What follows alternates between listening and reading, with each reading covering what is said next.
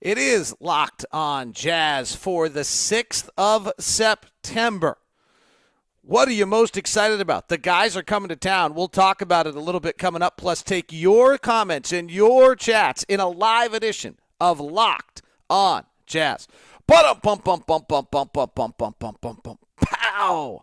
How are you? I'm David Locke, radio voice of the Utah Jazz, Jazz NBA insider. This is Locked On Jazz, your daily podcast on the Utah Jazz, giving you insight, expertise, geeky numbers. Hope you're doing great. Thanks so much for tuning into the live broadcast. We are now live on Facebook, Twitch, YouTube, Periscope, and we should be live on all of them at Locked On Live, possibly as well as Locked On Sports as well. So thanks very much for tuning in. If you're tapping in on Periscope, do let me know what feed you're getting it in on, Locked On Live or Locked On Locked On Sports. I'd be interested to know that. Thanks very much for tuning in, and please follow us on Locked On Live on all of our platforms, whatever platform works best for you.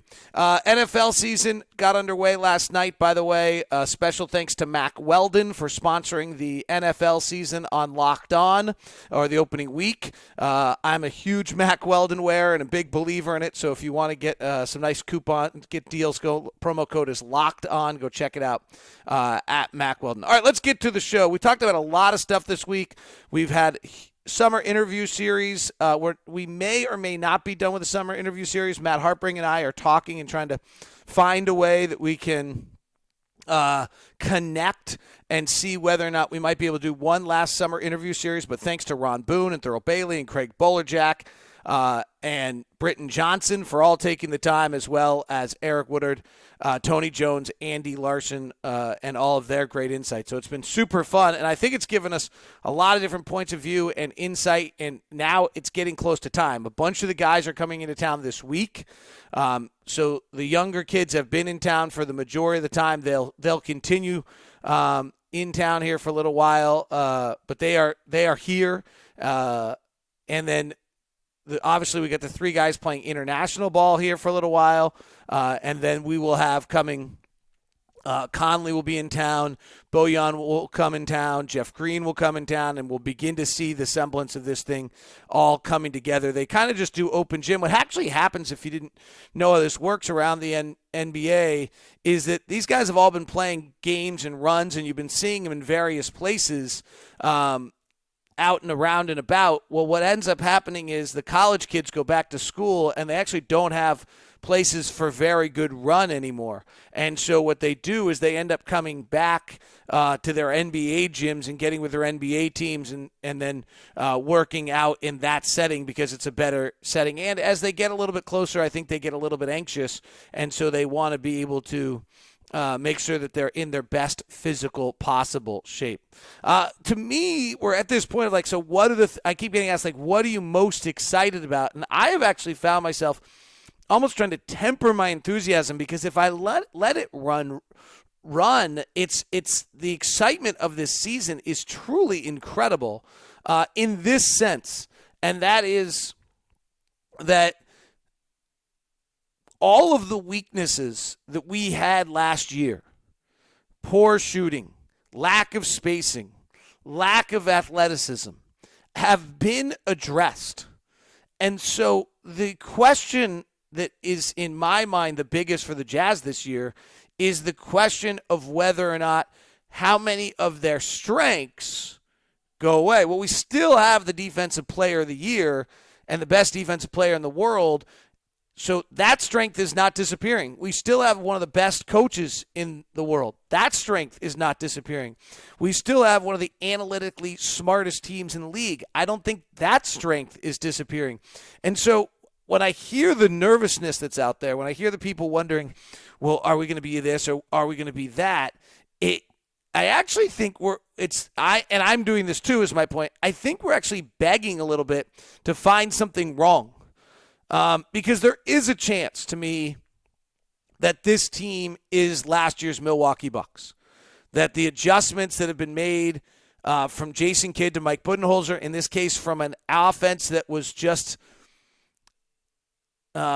constructed in a unique manner that had two bigs that couldn't pass, couldn't shoot, couldn't dribble and was the only team in the league that had that and will now have this wide open space. Donovan Mitch, and couple that. Obviously we won a lot of games. There were a lot of strengths to what we were doing.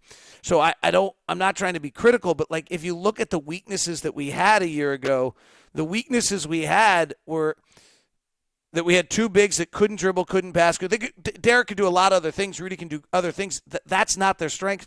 And then we had these two guys who played with heart and soul and energy and toughness, and you loved them, and they're great teammates, and their teammates adored them, but they couldn't shoot in Ricky Rubio and in Jay Crowder. And so you address those things. They've been addressed. Like Jeff Green's not the greatest shooter, but Bogey is. And so you've addressed those items and suddenly been able to get better in that regard. It makes you begin to wonder, whether or not there's like it could really explode. And part of me, honestly, thinks that it could explode. Like really thinks that offensively this team just might be so much better than any of us have any idea of what it possibly is going to be. Those numbers we had this week about Donovan's passing, and then you suddenly take, you're taking Jay Crowder, you're taking guys out of the equation who were bad shooters and putting in good shooters. It's just sometimes we don't need to be too complicated. And it gets wildly exciting. I looked up a little bit more of what we talked about. I cherry-picked some numbers just because they were incredible about what was the response, what the shooting numbers were from Jay Crowder and Ricky Rubio and Derek Favors off passes from Donovan Mitchell. I actually, in retrospect, think that the one who was most important is actually Derek Favors, because Derek Favors, when getting passes from Donovan Mitchell, are threes that are unguarded that weren't, that weren't very good high percentage shots, and teams were not guarding him. I actually think that number might have been the most important of all. The next one is, so now, but when you go look at Bogey, who had a great year last year, and you look at the fact that he suddenly has this number of his QSQ is so much, QSI, excuse me, which is percentage shooting above what you would, what the expected value of those shots are, is just incredible. And so, I tried last night to go start putting some math together on this, but it's crazy of how many points per game our offense could be better just by having a valued shooter. If you look at it like per 100 possessions, and I actually have done this a lot of times recently where I have run numbers and am reluctant to share them with you because of the fact that it's kind of so crazy. And if I give them to you, we start playing with them, I think you'll think I'm crazy. I think, it either will create undue pressure on everyone or it's absolutely insane. You probably want me to do it, don't you? All right, when we come back, I'll walk you through and we'll play a little math together and we'll look at one of these things that says how crazy our offense might be. We are live on Locked On Live on Facebook, on Twitter, Periscope, YouTube, and Twitch. Feel free to jump in and ask the questions. Love to have you aboard. When does James Scott has a question when the preseason start? Do our World Cup guys miss much of the preseason? And we will touch on that as well as we continue. Today's show is brought to you in part by Intercap Lending. Special thanks to Intercap and congratulations to the guys at Intercap. They have done, I love this story because they're just such good dudes. Brock and our guy Steve are super dudes, and what has happened is they have grown amazingly.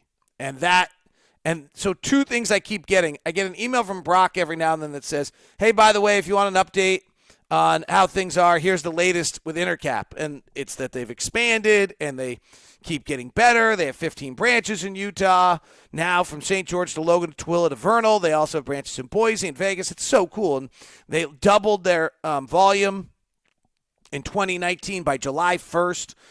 So they're large majority of their production is still business, 75%. The interest rate is incredible right now. So they're rolling, and Steve Carter's doing a great job. And then part two of it is I get these reviews. I go check out the reviews, and McKay Robinson, Steve Carter's a rock star. He got a great rate and made sure we understood the numbers the whole way through. I would highly recommend. David Sullivan, amazing experience. They worked with me in great detail to ensure our process was as smooth as possible and carefree. Great customer service, amazing people to deal with. Steve Carter of Intercap Lending was amazing to work with. He helped us understand the process, the mortgage vocabulary. We were first-time home buyers. He commuted with us and kept us updated with anything that they needed to happen. Give Steve Carter a call. He's our personal guy. Tell him you were Locked On Jazz. You'll get the corporate discount. His number is 385-800-8528. That's 385-800-8528. Intercap Lending, NMLS number 1178666. Intercap Lending. All right, let's get to it. James Scott wanted to know, what does preseason start do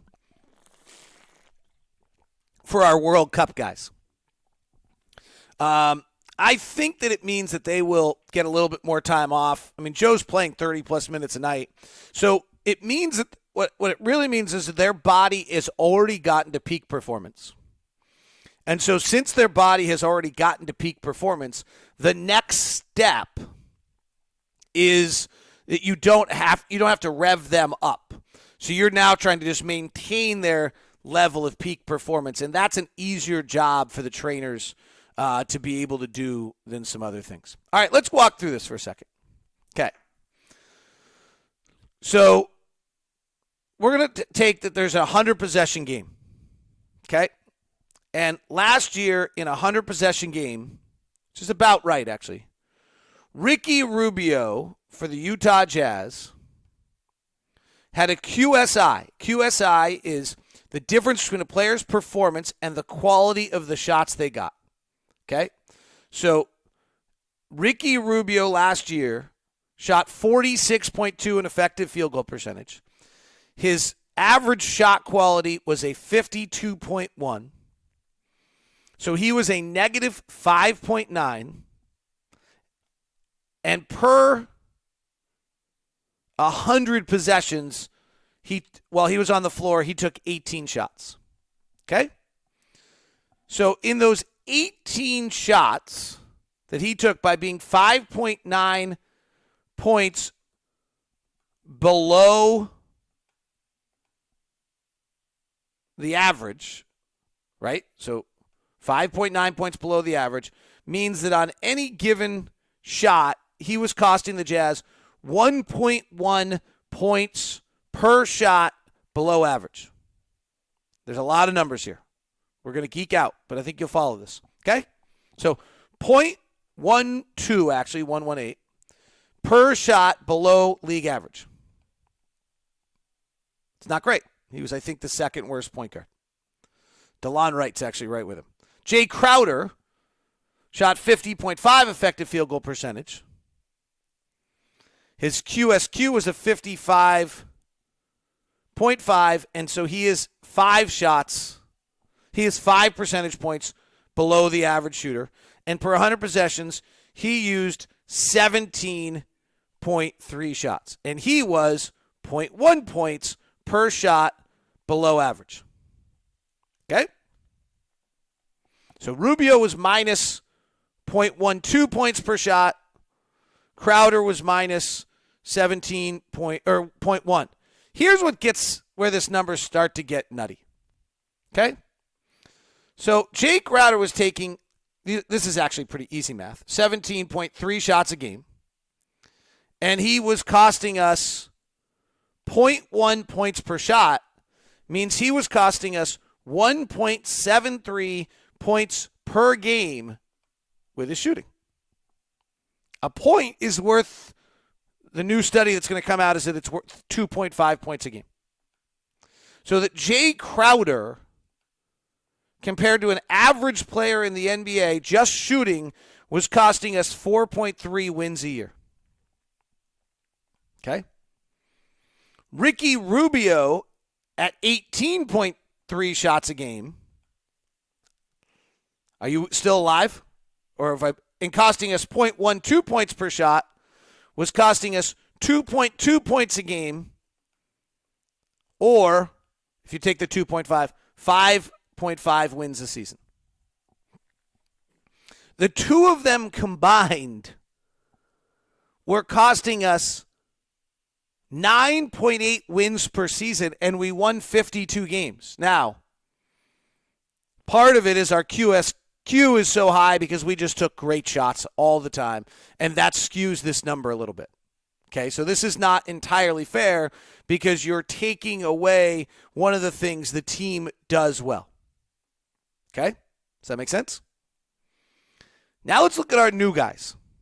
So it's a little overgeneralized, but basically had Ricky Rubio and Jay Crowder with the exact same shots, shot league average, these numbers would say we would have won 9.8 more games last year. It's a crazy number. So let's look at who we added. Let's take Crowder and turn him into Bojan. Bojan's QSQ was 50, or effective field goal percentage was 56.8. His QSQ is 51.5. Okay, that's worth noting because that is 4 percentage points lower than Crowder and almost a percentage lower than Rubio.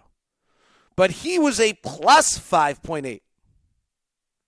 And he took 19.9 shots per game. So he took 2-3 shots more than Crowder per game. Well, he's going to take some of Favors too, and Jeff Green's going to take some of Crowder's. So it's a little like there's a little part of this that doesn't quite work.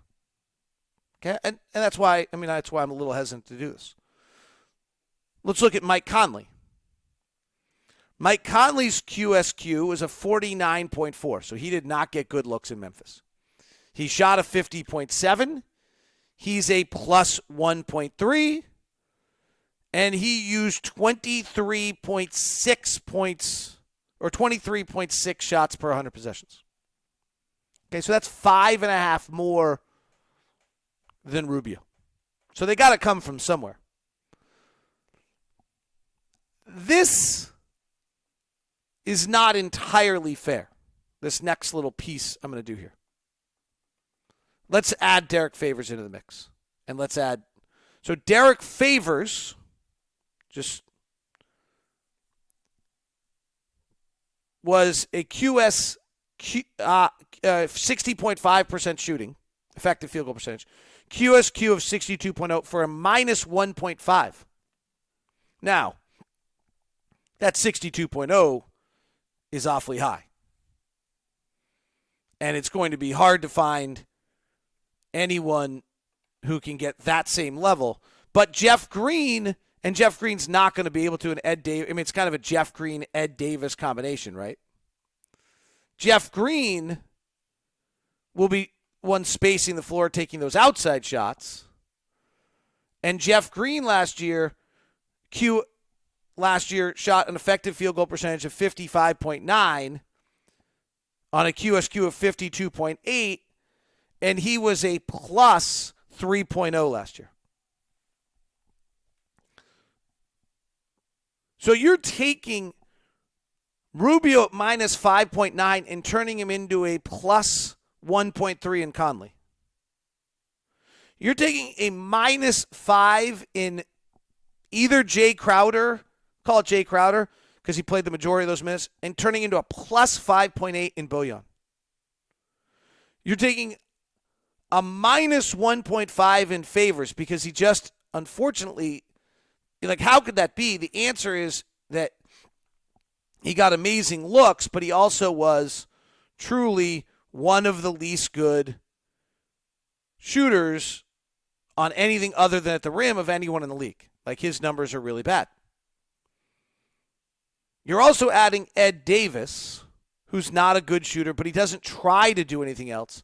and he comes out as an even Steven. His shooting percentage is 62%, effective field goal percentage, and his QSQ is 61.6. So he's a .3 positive and actually at the exact same number as Faves. He got the same shot look as Faves. Now you start putting all this math together, it starts to get totally insane of what we might be able to do next year. All right, so we'll do that next. We'll go insane. We'll do craziness. Thanks for joining the live broadcast on Locked On Live. Follow on Periscope, on Twitter, on YouTube, and on Twitch. And join in our live programs and join in the chat room as well. I've got some more questions that came in, including Thorny Bucker says, oh, I didn't mean to say that out loud. It's not that bad, but it's pretty funny. 74-8, he says. The numbers I'm about to run will tell you that we will go 74-8. It is Locked On Jazz. We are coming to you from the Bay Area today. Actually, I had to fly out to see the folks for a minute. Live edition on our various Locked On Live channels. Today's show is brought to you in part by Murdoch Hyundai. Murdoch's doing amazing things with the new Palisade. Blake's got going on there up at 4646 South State Street, also in Logan, also in Linden. Jason Kreese is the sales guy that helped my wife out when we bought our Santa Fe there. Had a fabulous experience. The Hyundai is actually technologically one of the most advanced cars out there. I don't quite understand how this all works, but the idea is that they get you get kind of a year of having technology that not everybody else has, and then you have to release it to the entire marketplace. So one of the things right now is that if you're in the back seat of the car and you want to open it and a car's coming, the car automatically locks the door. Even if it's unlocked, it's safety, so your kids cannot open it in traffic.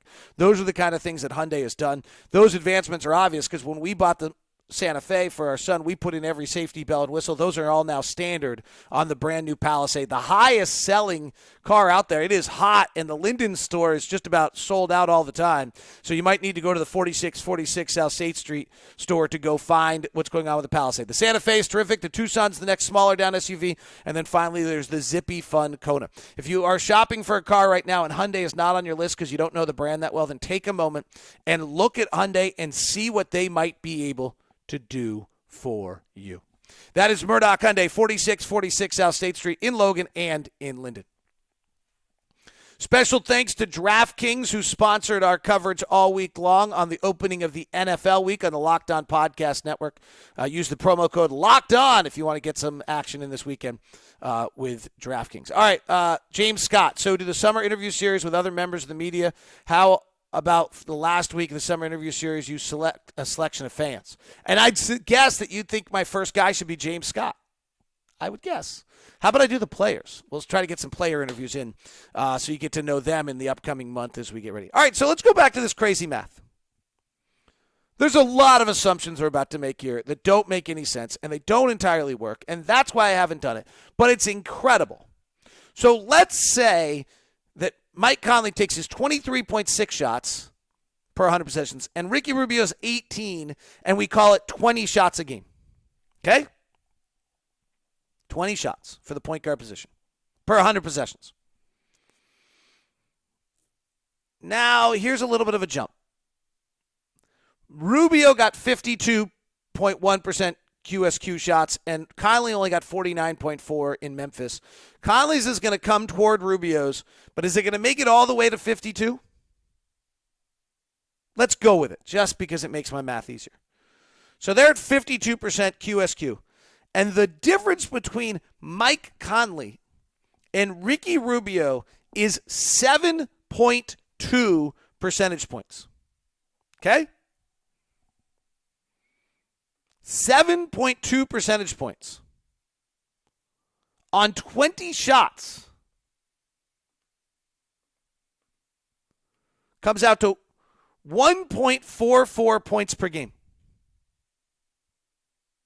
I think that's right. It should. 1.44 points per game, excuse me. Okay? So if that's the number, and that actually seems low to me, I'm trying to figure out why. But if Conley can get about the same shots as Rubio got and hits them at 7 percentage points better, that's 1.44 points per game. That makes sense. Again, times that by 2.5, which is how much a point is worth, we win 3.6 games. Okay? Now let's go do Bojan versus Crowder, because this gets insane. So for the stretch 4, we're going to call it, Bojan took 20 shots. Crowder took 17 per 100 possessions. We're going to go, let's go with 19. Bojan's got to take a few. Let's go with 18. Bojan comes to, 18 shots. Okay? Bojan got an effective field goal percentage of his shooting at 51.5, and Crowder got 55.5. There's no real way that Bojan is going to get that bad of looks, and there's no way he's going to, as bad of looks as he got in Indiana, and there's no way he's going to get as good of looks as Jay Crowder got in Utah, because people are going to guard him. Okay? So let's say that goes to 53.5. Okay? Now you have the difference between Jay Crowder and Bojan Bogdanovic is 10.8 percentage points a game. 10.8. 10 percentage points better. And you start fiddling with this, and it gets a little crazy. Because now all of a sudden you have Bojan at his 18 shots giving you about a 1.95 advantage every night. And then you go add plus times 2.5, and you get him at about 5 wins, and all of a sudden you get to 60 wins. This is how you do it. There's the math on how you get to 60 wins. Easy, because if you do Jeff Green and Ed Davis for favors, it still does it.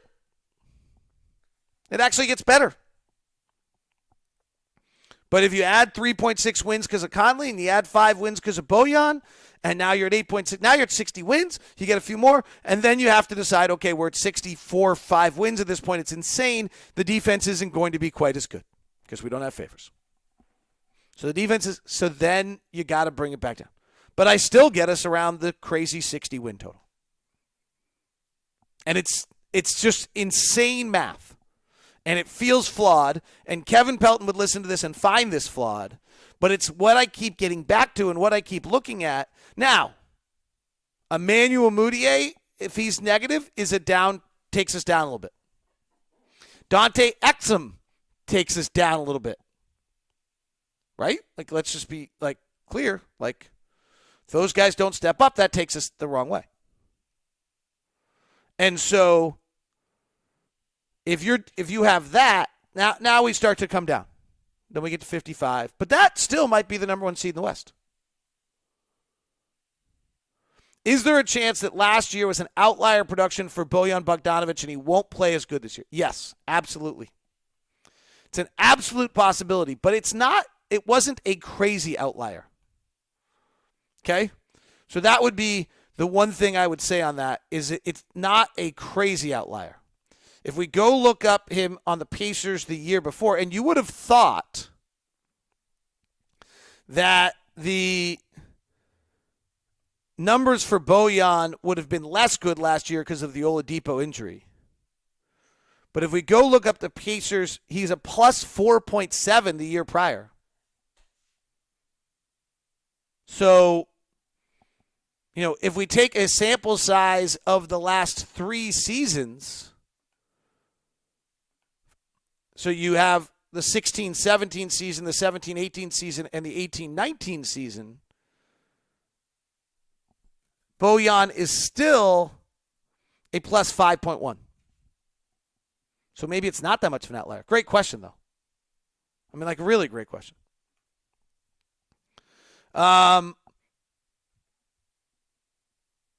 James says I don't have to pick him because he's in Scotland. All right, thank you all for tuning into our live stream today. The numbers seem to be a little less since we moved to Locked On Live, so I'd appreciate if you guys would move to Locked On Live as well. Any thoughts on our Locked On Live format are more than welcome. We'll improve it. This is a very hacked version of it. We'll make it look snazzy and good as the year goes on and make it even better. But I appreciate you very much for tuning in, and please send me an email at dlock@09@gmail.com for any suggestions on how to make it better. Thanks for tuning in